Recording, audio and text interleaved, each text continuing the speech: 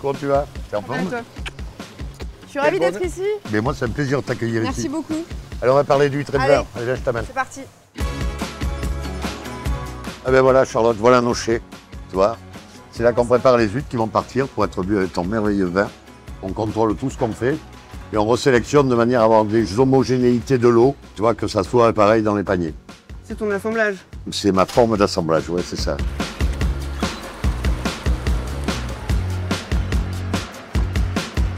Bon, alors là, Charlotte, je vais t'amener dans ce qui pour moi est un des plus beaux endroits du bassin, qui s'appelle le four.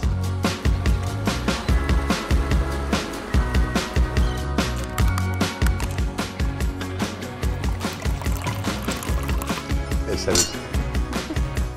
ça, c'est les perles numéro 3. Tu sens cette saveur d'une noisette, un peu de sous-bois, comme dans certains vins, tu vois, qui te remontent. Je me souviens la première fois qu'on s'est rencontrés, tu m'as parlé de mâcher l'huître. Et je me suis dit, effectivement, quand on déguste un vin, c'est pas uniquement le boire, c'est toucher sa texture. Moi, j'aime beaucoup cette approche de goûter le vin comme on goûte une huître, de le voir différemment, de penser différemment.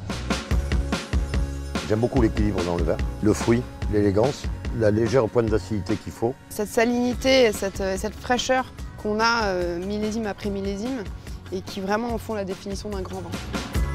La perfection pour nous, c'est la forme, c'est le goût, c'est l'engraissement, c'est la mâche, voilà. Comme pour toi, la marque de fabrique d'Arrivé Aubryon, ce sera vraiment ce côté mâche, ce côté onctueux, ce côté présence en bouche. Produit généreux. Exactement. La générosité. Générosité du produit. Exactement. D'où un accord qui fonctionne très bien.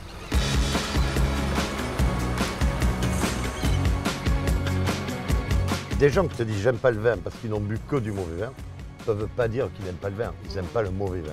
Et moi, mon pied, c'est de faire goûter aux gens ce qu'est une huître. Tu vois là, de déguster Sauvignon Blanc Sémillon, incroyable par sa texture, son onctuosité, son exotisme dans les fruits et en même temps sa fraîcheur. On le déguste sur un millésime assez jeune, mais on peut se revoir dans 10 ans. Il aura gardé vraiment tout son charme et toute sa fraîcheur qu'on aime dans ce vin. Merci. Et j'adore ces mariages de terroirs locaux, et de terroirs voisins et de miroirs. C'est parfait, non. Merci pour tout. Merci à toi.